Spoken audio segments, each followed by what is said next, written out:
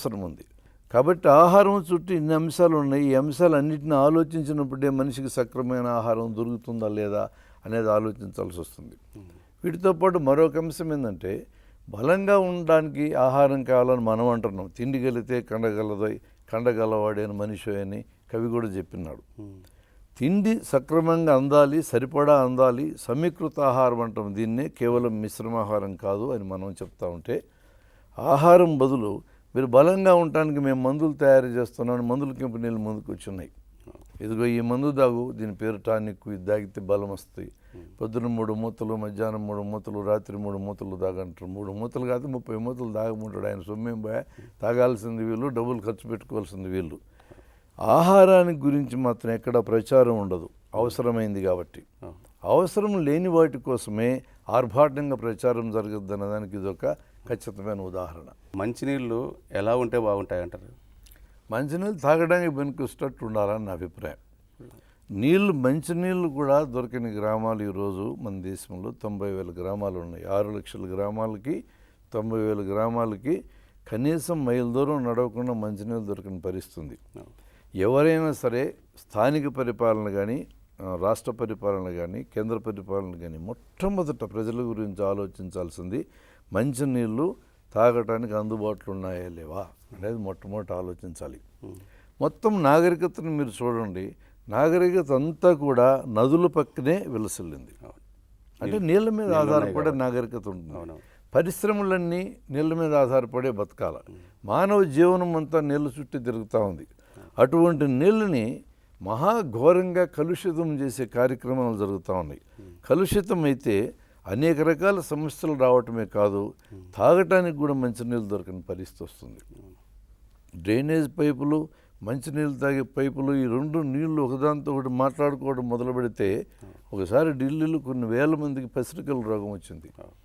కలవకూడదు, ఆ నీళ్లు కలిస్తే ఆ రోగం వచ్చే సమస్య ఉంది. అందువలన మంచినీళ్ళు తాగడానికి పనికొచ్చేటట్టు ఉండాలి. కొన్ని పట్టణాల్లో సర్వే చేసి, పట్టణాల్లో కార్పొరేషన్ల వాళ్ళు అందించే మంచినీళ్ళలో ఏమన్నా రోగాలు తెచ్చే క్రిములు ఉన్నాయని పరిశీలించినారు.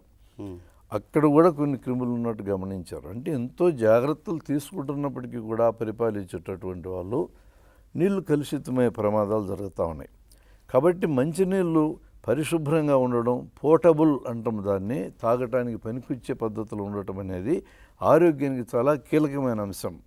కేవలం మంచినీళ్ళు ద్వారా వచ్చేటటువంటి జబ్బులే, రోగాలే అనారోగ్య పరిస్థితులకి మూలమైనటువంటివి. దాదాపు 10 రోగాలు ముఖ్యమైనవి ఉన్నాయి. కాబట్టి నీళ్ళు పరిశుభ్రంగా ఉంటే ఈ రోగాలు రాకుండానే చేసుకునే అవకాశం ఉన్నది. మరి లీటర్ పాలు దాదాపుగా 12 రూపాయలు ఉంది, లీటర్ మంచినీళ్ళు కూడా 12 రూపాయలు అమ్ముతున్నారు. మరి మనం తాగే 12 రూపాయల మంచినీళ్ళు అట్లా తాగాల్సిందేనా, వేరే దారి లేదా, అట్లా తాగితేనే ఆరోగ్యం అంటారా మీరు అని అనుకుంటున్నారు కొంతమంది. సీసాల్లో నీళ్ళు తాగితేనే బాగుంటుందని. కొన్ని సమస్యలు కూడా ఉన్నాయి, మీరు గమనించండి. సీసాల్లో నీళ్ళు సులభంగా దొరికి ఏర్పాటు చేశారు.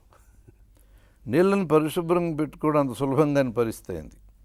నీళ్ళ గుండా రోగాలు రాకుండా ఉండాలి అంటే కొన్ని జాగ్రత్తలు అవసరం. చిన్న జాగ్రత్తలు అవి, పెద్ద జాగ్రత్తలని కూడా నేనేం చెప్పటంలా. ప్రతి వ్యక్తి తన స్థాయిలో చేసుకోగలిగినటువంటి జాగ్రత్తలే. చేతి వేళ్ళు గోళ్ళు పెంచుతారు ఫ్యాషన్ కోసమని, అది ఎవరిని పొడవడానికి పనికొచ్చేయం కాదు అవి. ఆ గోళ్ళ లోపల పేరుకున్నటువంటి మట్టి మనం తాగే నీళ్ళలోకి వెళ్ళిపోతుంది. ఈ పేరుకున్న దాంట్లోంచి రోగాలు వస్తాయి. కాబట్టి గోళ్ళు పుట్టిగా గతిరించాలి. ఎవరు చేయాలి? ఇది గవర్నమెంట్ చేసే పని కాదు. ఇది ఎవరి గోళ్ళు వాళ్ళే గతిరించుకోవాలి. చేతులు సబ్బుతో కడుక్కోవాలి. అన్నం తినబోయే ముందు, మల విసర్జన తర్వాత సబ్బుతో చేతులు కడుక్కోవాలి. ఈ మధ్య హ్యాండ్ వాషింగ్ డే అని ప్రపంచ చేతులు కడుక్కునే దినం కూడా జరిగింది. అంటే చేతులు కడుక్కోవడం అనే దాన్ని చిన్నపిల్లల వయసు నుంచి నేర్పించి అలవాటు కింద మార్చడం ఉద్దేశంతో దాన్ని చేశారు.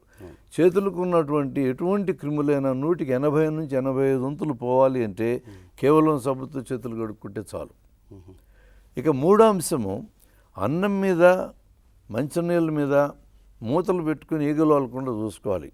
ఈ ఈగలు వాలితే నీళ్ళ మీద వాళ్తాయి, అన్నం మీద వాళ్తాయి, మూతల మీద, చేతుల మీద, అన్ని చోట్ల వాళ్తాయి. జబ్బులు తెచ్చిపెట్టడానికి ఒక ప్రధానమైన వాహకం ఈగలు. ఇది 3వ జాగ్రత్త. ఈ 3 జాగ్రత్తలు తీసుకోవాల్సింది వ్యక్తిగత స్థాయిలో, ఇంటి స్థాయిలోనే.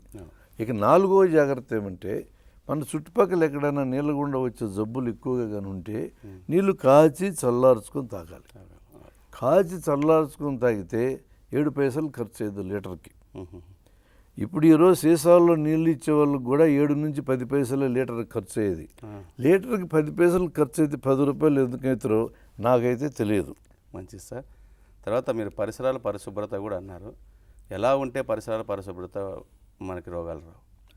మనకి ఇప్పుడు ఎట్లాంటి అలవాట్లు వచ్చినాయంటే, నా ఇల్లు శుభ్రంగా ఉండాలి, మంచిదే.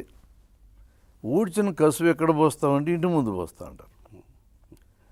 నా ఇంటికి నా వీధికి తేడా చూడని పరిస్థితి రావాలి. ఇప్పుడు అలా లేదు పరిస్థితి. కసువుని తీసుకెళ్ళి వీధుల్లో పోస్తే వీధులు పాడైపోతాయి. ఇంట్లో తయారైన మురికి నీళ్ళని వీధుల్లోకి వదులుతారు.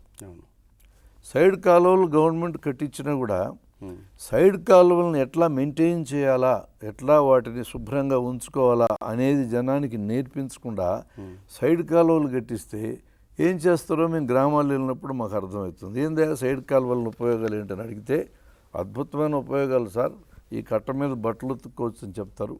పిల్లల్ని అటోకాలు ఇటోకాలు పెట్టి దొడ్డు కూర్చుంటే ఏర్పాటు చేస్తూ ఉంటారు. ఇలా మాట్లాడుతూ ఉంటారు అనమాట. సైడ్ కాలువల ఉపయోగం వాళ్ళకి అర్థం కాని పరిస్థితి.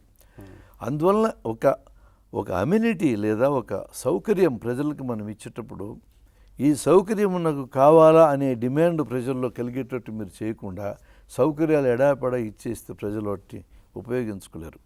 అందువలన కాలువలను శుభ్రంగా ఉంచుకోవాలి, వీధులను శుభ్రంగా ఉంచుకోవాలి, చెత్తా చెదారం ఇంటి ముందు పడేయకుండా ఊరి చివరేసి ఏర్పాటు చేసుకోవాలి. ఇంట్లో తయారయ్యే మురికి నీళ్ళు ఊరి చివరికి వెళ్ళిపోయేటట్టు ఏర్పాటు ఉండాలి. ఒకవేళ పాతకాలం ఇల్లే ఉండి ఇంటి మీద ఇల్లు, ఇంటి కింద ఇంటి సంఖలో ఇల్లు, ఆ విధంగా కానీ ఇల్లు కట్టుకొని ఉంటే ఇంట్లోనే ఒక మూలన గొయ్యి దవ్వికి మీటర్ సైజు గొయ్యి దవ్వి అడుగును రాళ్ళు వేసి పైన ఇసుక వేసి పైన ఒక బండపరిచి నీళ్ళు ఇంకిపోయేటట్టు ఏర్పాటు చేసుకోవాలి. అందువల్ల నా ఇల్లు శుభ్రంగా ఉండాలి అంటే చాలదు, నా ఒళ్ళు శుభ్రంగా ఉండాలంటే చాలదు.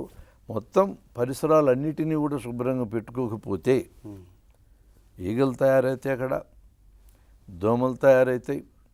ఈగలు గుండా 10 రకాల రోగాలు, దోమల గుండా 5 రకాల రోగాలు సిద్ధంగా ఉన్నాయి. ఈ 15 రకాల రోగాలు చాలు మొత్తం రోగాలలో 160 వంతులు ఇవి. తర్వాత ఈ ఆరోగ్యంగా ఉండాలంటే విద్య, ఆరోగ్య విద్య అన్నారు. ఏంటి ఈ విద్య, ఆరోగ్య విద్య? విద్య అనేది స్కూళ్ళల్లో కాలేజీల్లో నేర్పించేది. కేవలం విద్యతో ఆరోగ్య విద్య రాదు. కేవలం విద్యతో విజ్ఞానం కూడా వస్తున్న నమ్మకం లేదు. విద్యావంతులు కూడా అనేక మంది మూఢనమ్మకాలు ఉన్నోళ్ళు ఉన్నారు. కాబట్టి కేవలం దీంతో ఏం రాదు, అది దాన్ని ప్రత్యేకంగా నేర్పించాల్సిందే. అయితే విద్య ఉన్నవాడికి ఆరోగ్య విద్య గురించి నేర్పించడం కొంత సులభం. మా అనుభవంలో మేము గమనించింది కూడా ఏంటంటే, పెద్దవాళ్ళకి కొన్ని రకాల మూఢనమ్మకాలు తొలగించి చెప్పడం చాలా కష్టం. పప్పు తింటే చీమ పడుతుంది అంటారు వాళ్ళు. పప్పు తింటే చీమ పట్టదు, గాయం బాగా మానాలి అంటే పప్పు తినాలి. ఇది మన అనుభవం. బొప్పాయి పండు తింటే గర్భం పోతుంది అని చెప్పి నమ్ముతారు జనం. బొప్పాయి పండులో ఉండే విటమిన్లు గర్భవతికి చాలా అవసరం. గోంగూర తింటే రక్తం నశిస్తుంది అని జనం నమ్మకం. గోంగూరలో ఉండే ఐరన్, ఇనుము అనేది రక్తం పెరగడానికి తోడ్పడుతుంది అనేది వాస్తవం. సత్యం ఇదైతే దానికి భిన్నమైన దాన్ని నమ్ముతూ ఉంటే మూఢనమ్మకం అని పిలుస్తాం. ఈ మూఢనమ్మకాలు చదువుకున్న వాళ్ళకి తక్కువ అనే రూల్ ఏం లేదు ఇక్కడ. మరొక సమస్య మనకు ఎదురయ్యేది ఏంటంటే, పెద్దల్ని మనం మార్చడం కష్టమైన పని అది. ఇదే విషయాన్ని విద్యతో లింక్ చేసి స్కూళ్ళల్లోనూ కాలేజీల్లోనూ పిల్లల స్థాయిలో కానీ మనం చెప్పగలిగేటట్లయితే ఆరోగ్య విద్యకి సంబంధించినటువంటి అనేక అంశాలు, చిన్న చిన్న జబ్బులకు వైద్యం కానీ, ప్రథమ చికిత్స సమస్యలు కానీ, ఆరోగ్యంలో అలవాట్ల పాత్ర గురించి కానీ, ఆరోగ్యం చుట్టూ ఉండే మూఢనమ్మకాలు కానీ, వీటన్నిటిని వదిలించటం చాలా సులభమవుతుంది. అందుకనే ఆరోగ్య విద్య అనే దాన్ని విద్యతో పాటు ఇంటిగ్రేట్ చేసి కలిపి చెప్పాల్సినటువంటి పరిస్థితి. ఉపాధ్యాయులు ఈ బాధ్యత తీసుకుంటే మరింత గొప్పగా ఈ పని నెరవేరుద్దని అనుకుంటున్నా.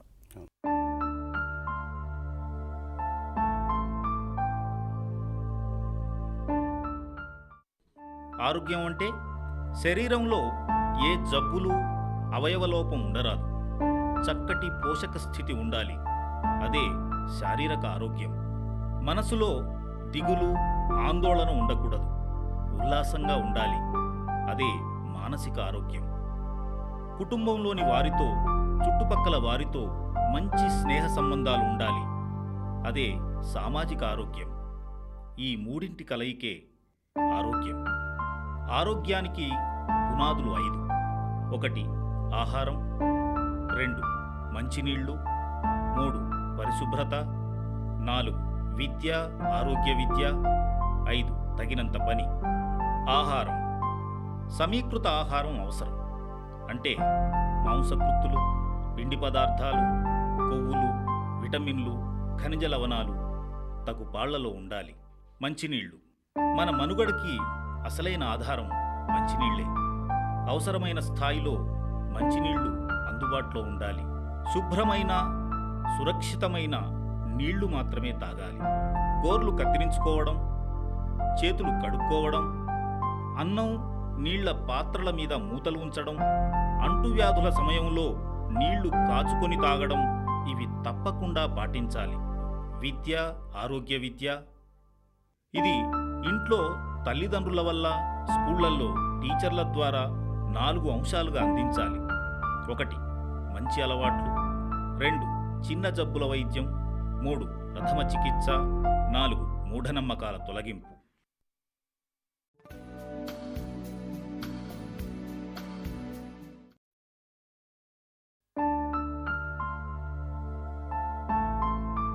ఆరోగ్యం, రోగం 2వ భాగం.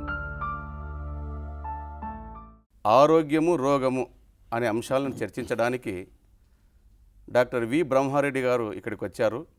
మరి ఆయన ఆరోగ్యం అంటే ఏంటి, రోగం అంటే ఏంటి అనే విషయాన్ని చెప్పడానికి వచ్చారు. మనం విందాం.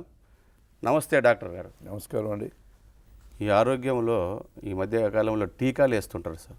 ఆ టీకాల వల్ల ఏమైనా లాభమా? టీకాలు, సార్వత్రిక టీకాల కార్యక్రమం అనేది ప్రభుత్వం వారు చేపట్టినారు.